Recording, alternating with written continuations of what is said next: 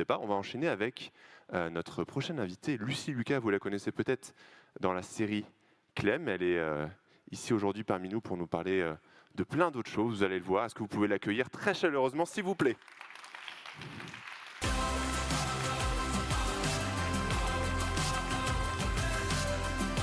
Bonsoir. Ça va Simon?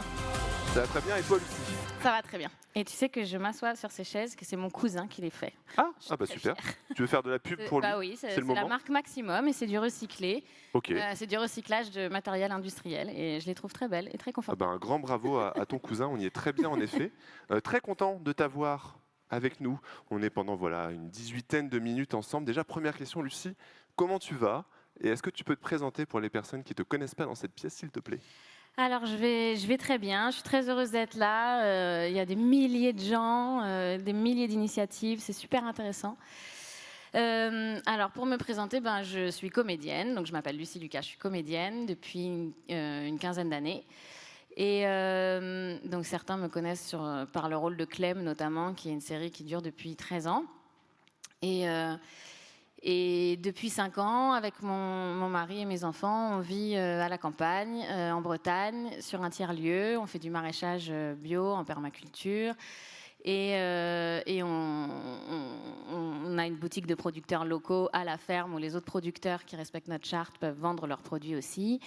On est en train de monter un bar et plein d'autres choses pour sensibiliser les gens et créer du lien, particulièrement au niveau local, pour essayer de fédérer autour de sujets qui nous paraissent vitaux, à savoir principalement la nature et le vivre ensemble. On a bien préparé ce moment. On a plusieurs sujets à discuter parce qu'on est des professionnels. Ma première question, du coup, c'est autour de la grande thématique du cinéma et de sa capacité à faire évoluer les récits, le travail sur l'imaginaire, le combat de l'imaginaire. Pourquoi tu as foi, je propose ces questions, pourquoi tu as foi dans le cinéma, dans le grand écran, pour justement transformer les imaginaires? Alors, cette foi dans le cinéma, elle est assez récente pour moi parce que pendant longtemps, j'avais l'impression, en faisant mon métier, de faire du divertissement et quelque part de pas lutter assez activement contre le dérèglement climatique, contre la pollution, contre la chimie qui est partout dans notre environnement. Donc, j'avais l'impression de ne pas être à la bonne place. Et puis j'ai entendu dire qu'il y avait des études qui montraient que Barack Obama n'aurait pas été élu sans la série 24 heures, qui est sortie quelques années avant sa première élection. Et dans cette série, donc, il y a un président noir démocrate et qu'en fait, ça a ouvert l'imagination de suffisamment d'Américains pour qu'ils osent passer le pas quand on leur propose de le faire. Et il y a aussi le président Zelensky en Ukraine, qui était comédien, qui jouait un prof, qui devient président. Et résultat, quand il s'est présenté, il a obtenu plus de 70% des voix. Il y a aussi tout bêtement la Bible, qui a inspiré notre civilisation, en tout cas européenne. Dès les premières pages, c'est écrit que Dieu a créé les animaux et les plantes pour que l'homme les asservisse. Et donc, voilà, ça fait 2000 ans qu'on est dans un schéma un petit peu oppressif, malheureusement, et même extrêmement. Et en fait, je me rends compte qu'il y a beaucoup de choses, que les récits, en tout cas, nous influencent énormément et beaucoup plus qu'on ne croit. On peut parler aussi du cinéma hollywoodien, avec la culture du viol, de la colonisation, de la domination aussi, de l'ultracapitalisme. Et pourquoi ces récits ne seraient pas positifs et nous inspireraient pas justement pour construire un monde qui soit beaucoup plus juste, beaucoup plus harmonieux et dans lequel en tout cas les êtres vivants peuvent vivre en harmonie. Voilà, je crois beaucoup à l'impact de la fiction. Et tu me disais en préparant ce temps tous les deux que tu avais envie aussi quand on est dans la lutte, quand on est dans les combats, tu avais envie de voir cette perspective agréable devant toi, savoir pourquoi tu te bats, pourquoi on se bat. Quels seraient les leviers, les outils, les modes d'action, je sais pas, les concepts autour du monde du cinéma qui pourraient nous aider justement à visualiser ce futur désirable? Alors, il y a une première chose, c'est que pour le moment, il y a encore beaucoup trop d'écart de connaissances je pense, au sein de l'humanité sur vraiment la réalité de ce qui se passe, sur le constat. Et ça, c'est pas un moment très agréable, c'est même un moment très difficile de prendre vraiment le temps de constater. Et c'est vrai que avec des films, on peut quand même faire le tour d'une question assez rapidement, comme par exemple Goliath, qui parle de l'influence des lobbies dans l'agro-industrie. Et bah voilà, en 1 heure et demie ou 2 heures, on a quand même fait carrément le tour du sujet, on comprend vraiment ce qui se passe. Et donc c'est impactant, c'est super efficace. Et donc c'est quand même très important qu'on ait des œuvres qui nous parlent du constat. Voilà, il y a le film des algues vertes qui est sorti aussi cet été. Voilà, il y a plein de films qui commencent à émerger et à nous parler de constats. Et ça, c'est très important de les regarder, je pense. Mais ce que j'ai compris aussi, en lisant par exemple la BD Le Château des animaux, qui est inspirée de l'œuvre d'Orwell et que je vous conseille vraiment de lire, eh bien, que c'est tellement plus facile de se battre pour un rêve que contre un cauchemar, vraiment.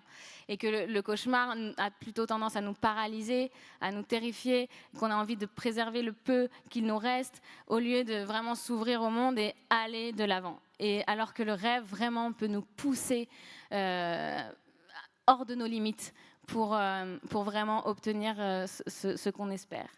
Donc on a vraiment besoin aujourd'hui de fictions qui nous font rêver, où on dit mais moi je veux ça, c'est la vie, enfin c'est dans un monde comme ça que j'ai envie de vivre.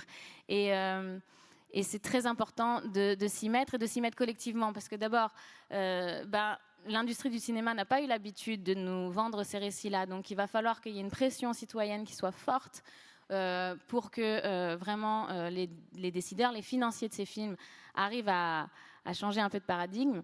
Et je me suis un peu perdue.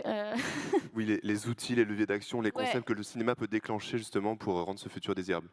Pour parler de ce Et futur donc désirable. oui, ce que je voulais vous dire, c'est que chacun d'entre nous, je vous invite vraiment à rêver, à vous poser la question, mais dans quel monde j'aurais envie de vivre? Moi, personnellement, pas penser à tout le reste de l'humanité, mais vous, à quoi vous voudriez que ça ressemble votre quotidien? C'est très important de rêver, de prendre ce temps-là et peut-être d'en parler autour de vous aussi, de discuter avec les uns et les autres. Et déjà, vous allez faire avancer la pensée collective, la pensée de l'humanité, vraiment, rien qu'en faisant ça. Et ensuite, bien sûr, quand il y a des films qui offrent de nouveaux imaginaires, allez les voir, votez pour eux en allant les voir. C'est important, et en parler autour de vous. Et qu'est-ce qu'il y a comme levier encore pour que ça change On a déjà dit beaucoup. Ouais, je pense qu'il faut vraiment maintenir une pression auprès de ceux qui financent les films, c'est le plus important. Et aussi, si il y a des artistes que vous aimez beaucoup, n'hésitez pas à leur envoyer des messages, vraiment à commenter leurs publications, à vous faire entendre auprès d'eux pour dire moi je t'adore et j'aimerais tellement que tu parles de ce sujet qui me touche, ça me paraît tellement important, qu'est-ce que tu en penses? Encouragez-les à s'exprimer, parce qu'il y a dans le monde de l'influence, je parle de l'influence parce que dès qu'on a une notoriété publique aujourd'hui, on est un peu influenceur. Et en fait, il y en a beaucoup qui ont beaucoup de mal à sauter le pas parce qu'ils ont peur de se faire critiquer sur leur manque de cohérence, par exemple, ou sur leur manque de connaissances, parce qu'ils vont donner un petit bout de leur connaissance, puis en fait, ils vont pas savoir tout sur le sujet. Et donc, il faut vraiment les encourager avec bienveillance pour que eux aussi, ils prennent vraiment leur part dans le domaine public. Et en fait, les artistes peuvent aussi dire moi, maintenant, j'ai envie de faire des films qui parlent de tel sujet ou tel sujet, c'est important pour moi. Et les financiers n'auront pas d'autre choix que d'aller dans leur sens. C'est une très bonne piste d'action individuelle que tu proposes là. Osons soutenir les artistes, les acteurs, les actrices qui osent prendre la parole sur ces thématiques, principalement en ligne, justement, en leur apportant notre soutien. Ça fait beaucoup de bien à ces personnes qui osent s'engager pour des valeurs qui leur sont chères. Est-ce que, Lucie, tu me proposes un petit exercice de projection? Oui. Oui, si tu me le permets. On est en 2050, on est un mardi soir d'octobre 2050, il pleut, on se rend dans une salle de cinéma, il est 20h12, on est en retard. Qu'est-ce qu'on voit dans cette salle de cinéma, un peu du futur, et quelles seraient d'après toi les relations qu'on pourrait imaginer saines dans cet écosystème du cinéma? Alors c'est un peu difficile de répondre à cette question qui est très très vaste. Oups. Mais déjà je pense à la salle de cinéma elle-même, les matériaux qui sont utilisés ne seraient pas toxiques, ni pour nous, ni pour le reste du vivant, seraient probablement créés à partir de déchets qu'on aura revalorisés. Et après, les fictions, je ne vais pas vous donner un scénario comme ça, mais en tout cas, ce serait une fiction qui s'inscrit dans les lois biologiques de la nature. En fait, j'ai l'impression que ça fait longtemps que les humains se battent contre les lois biologiques, absolument. C'est-à-dire, on est une course au temps terrible où on ne prend pas le temps de se reposer, on ne prend pas le temps de se restaurer, on ne prend pas soin de notre santé par notre alimentation. Et en fait, donc, moi, j'aimerais voir une fiction où justement on a questionné ce rapport au temps, où on mange pour se faire du bien au corps, où en fait toutes nos actions sont faites pour permettre à notre enveloppe corporelle de s'épanouir, ainsi qu'à notre âme, ainsi qu'à notre conscience. Essayer qu'on ait compris qu'on fait tous partie d'un être unicellulaire qu'est la Terre, en fait, et qu'on est des composantes de cette planète, et que c'est en collaborant, en coopérant, en travaillant ensemble qu'on y arrivera, parce que ce sont les lois de cette planète. Donc si on n'est pas d'accord avec ça, il faut partir de cette planète. Mais là, ici, c'est comme ça que ça marche. Il faut vraiment qu'on le comprenne et qu'on l'accepte, parce que ça, une fois qu'on a accepté ça, mais c'est merveilleux. Enfin, moi, depuis que je vis à la campagne et que j'essaye de vivre au rythme des saisons, et donc en hiver, on se repose vachement, on ralentit tout, mais c'est tellement plus agréable. Et donc là, je donne un exemple parmi tant d'autres, mais vraiment, c'est essayer de vivre en harmonie avec la nature, ça rend profondément heureux, et ça donne un sentiment de puissance, mais pas de puissance sur les autres, de puissance de soi-même. Et on se rend compte qu'on est des êtres magiques et qu'on a tellement encore à explorer en nous-mêmes. Donc voilà. Et aussi, j'aimerais une fiction où on voit qu'on arrête de hiérarchiser le vivant. Je pense que vraiment, la hiérarchisation des êtres vivants, et même au sein même des humains, c'est vraiment un outil de domination pacifique pour la loi du plus fort, en gros. C'est-à-dire qu'on n'a pas besoin de se battre pour savoir qui est le plus fort. On a dit, toi, tu es moins fort que toi qui est moins fort que toi. Et donc, on apprend à s'écraser naturellement, en fait, devant l'autre, au lieu de s'harmoniser avec l'autre. Donc voilà, j'aimerais bien qu'on sorte du côté objectisation de l'autre et du vivant, et qu'on remette du sacré dans ce miracle qui nous habite tous, puisqu'on est debout là ensemble, vivants, et que ça c'est miraculeux, et que les mécanismes de la Terre sont tellement perfectionnés, tellement extraordinaires que oui, j'aimerais qu'on en prenne conscience et qu'on joue avec ça, mais sans vouloir le contrôler, le dominer, juste danser avec la vie, quoi. Et j'aimerais bien que l'humanité comprenne ça. Merci de remettre de la poésie aussi dans ces discussions qui sont très intellectuelles parfois. Oui, un autre sujet sur lequel je voulais qu'on aborde, un sujet que je voulais qu'on aborde, c'est le refus de parvenir. C'est ce concept qui a été remis au goût du jour par Corinne Morel-Darreux dans un excellent bouquin que je n'ai pas lu, mais j'en suis sûr qu'il est excellent, récemment. C'est l'idée derrière laquelle, c'est dans le mot un refus de parvenir, mais c'est l'idée derrière laquelle potentiellement des artistes s'autorisent à dire non à des opportunités qui pourraient les faire parvenir à tel ou tel niveau, tel ou tel stade de carrière par exemple, mais qu'ils refusent pour des raisons éthiques, parce qu'ils croient en leurs valeurs et parce que cette opportunité ne correspond pas à leurs valeurs. Lucie, j'imagine que tu as été confrontée à ce concept philosophique-là.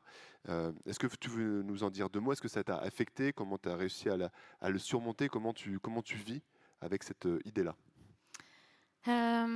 Moi, j'ai compris assez tôt quand même que ce qui me rendait le plus heureuse, c'était la recherche de cohérence, d'être cohérente avec moi-même, et que comme ça, la vie était plus facile quand je cherchais la cohérence. Donc, en fait, ça a été pas si difficile pour moi de refuser de gros contrats avec des marques, parce que je sentais que j'allais me rendre malade. Et d'ailleurs, les quelques fois où j'ai fait des collaborations où je savais que c'était Border, qui avait une vraie envie, une sincérité avec la marque de faire mieux, mais qu'il y avait quand même une sacrée décharge derrière et qui n'était pas complètement visibilisée. Et ben en fait, ça m'a mis très très mal. Donc vraiment, ça, c'est une question de santé mentale aussi et physique même. Voilà, moi, j'y arrive pas. Mais après, c'est vrai que c'est très difficile. On a tous un rapport à l'argent en plus qui est très très complexe.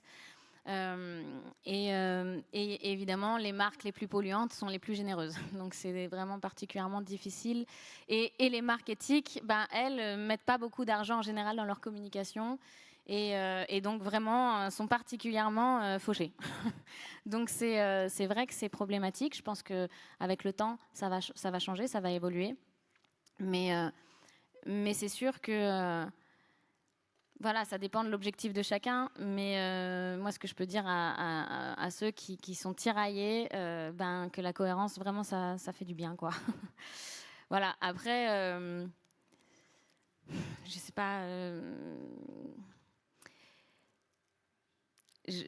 Ouais, j'ose pas trop aller sur ce terrain-là, mais pour moi, la Troisième Guerre mondiale, on y est. Hein, on y est. C'est vraiment le vivant, enfin les humains contre le vivant, et donc l'humain contre lui-même. Hein. Et donc, en effet, il va falloir quand même un moment que les personnes d'influence se positionnent vraiment, parce que c'est trop grave ce qui se passe, et qu'on ne peut pas continuer à faire la publicité de marques qui détruisent éhontément notre avenir. Voilà, mais plutôt que de les pointer du doigt, je pense qu'il faut vraiment les accompagner avec... on n'est pas dans leur vie, on ne sait pas quels sont leurs besoins, et par contre, on peut les accompagner avec bienveillance en leur disant, tu sais, de l'autre côté, là, c'est trop cool, en fait, rejoins-nous, tu vas voir, oui, tu gagneras moins d'argent, mais tu vas recevoir tellement.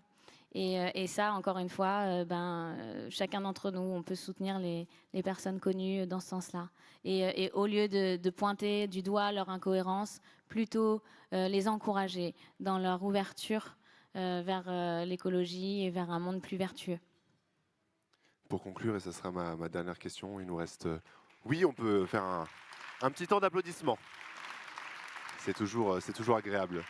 Pour conclure, ce sera ma dernière question, Lucie. Est-ce que tu sens justement cette dynamique aller dans le bon sens dans ton écosystème qui est le cinéma? Tu as cette envie justement de respecter ses valeurs, de refuser de parvenir potentiellement, et cet engagement de la nouvelle génération de comédiens, comédiennes? Alors oui, clairement, chez les jeunes, c'est incroyable. Il y a vraiment... le boulot est fait, ils ont compris, ils ont vraiment envie que les choses changent. Alors, dans le milieu de l'audiovisuel, vraiment, la façon dont on fait les tournages est vraiment en train de changer. L'État, le CNC, qui finance la plupart des productions audiovisuelles, va mettre maintenant vraiment des mesures, enfin, ne donnera les subventions que sous condition d'un maximum de carbone émis. Et ça devient de plus en plus strict et de plus en plus sérieux. Donc ça, c'est vraiment agréable. Après, au niveau des récits, on n'y est pas encore tellement. Et c'est vrai que sur les générations de 50 ans et plus, c'est vraiment compliqué pour l'instant de leur faire prendre conscience. Ouais, il y a encore beaucoup de chemin à faire. Voilà. C'était quoi la question déjà? C'était ça la question. Il nous reste 5 secondes, c'est formidable. Non, j'aurais voulu finir sur un truc plus positif quand même. Tu veux un mot de la fin plus positif? Bah non, mais en tout cas, moi, ce que je voudrais dire, c'est qu'il faut y croire. Si on a une capacité de destruction qui est absolument gigantesque, je ne sais même pas s'il y a un virus qui est capable de détruire autant que nous. Et il faut se dire, moi je crois beaucoup au yin et au yang et à l'équilibre. Et en fait, il faut se dire qu'on est aussi capable de l'inverse. Et vraiment. Et d'ailleurs, je vous conseille de regarder le documentaire Legacy de Yann Arthus Bertrand pour ça, parce qu'il m'a redonné vachement d'espoir. Le constat est difficile, mais après, c'est vraiment chouette. Et oui, on a de la magie en nous, vraiment. Et on est capable de faire des trucs de fou, on n'a même pas idée. Donc il faut y croire. Et là maintenant, ce qu'il faut, c'est faire du lien, se connecter à la nature pour pas déprimer, parce qu'elle, c'est le meilleur soutien possible pour aller bien. Et puis essayer de s'organiser. Voilà, parce qu'en fait, on est là, ce qui nous manque à la masse humaine, c'est l'organisation contre les lobbies, contre les industriels, contre les gouvernements. Donc voilà, il nous manque de l'organisation, mais on va y arriver, j'y crois. Merci Lucie pour cette conclusion qui nous fait du bien. Merci beaucoup. Merci à toi Simon. À de suite. Merci encore.